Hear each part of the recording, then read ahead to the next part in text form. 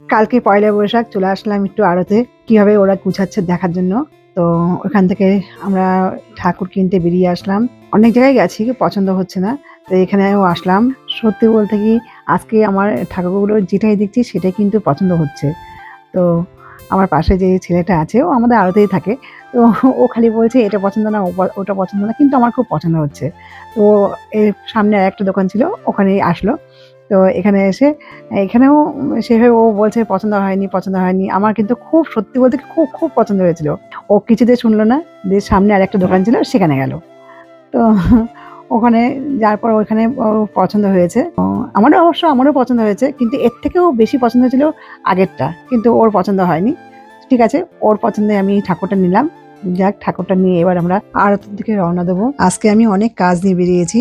আজকে সব কাজ কমপ্লিট করেই বেরোবো, কেননা আমার ছেলেদের জামা কাপড় সত্যি কিনা হয়নি। ওর বাবা তো খুব রাগারাগি করছিল যে জামা কাপড়গুলো কিনতে যাও। তো আমি বললাম না, আজকে আমি অন্যবার তো আমি আসি না, এবার এসে আমি ঠাকুরটা আমি নিজে হাতে কিনবো। গুড্ডু আড়তে এসে ঠাকুরটা রেখে কোনো রকম ও আবার আর সাজাতে শুরু করে দিয়েছে।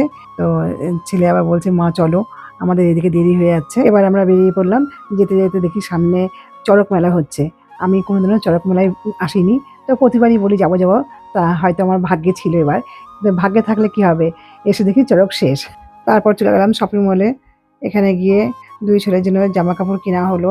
তো মোটামুটি ওদের পছন্দ হয়েছে, কিন্তু আমার সেইভাবে কিছু কেনা হয়নি, কেননা আমার আগেই নেওয়া ছিল।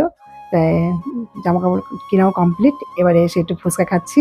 আমি দই ফুচকা খাই না, আমি ঘুগনি দিয়ে ফুচকা খাচ্ছি। তো ছেলেকে একটা খাইয়ে দিলাম, ছেলে এবারে দই ফুচকা নিল।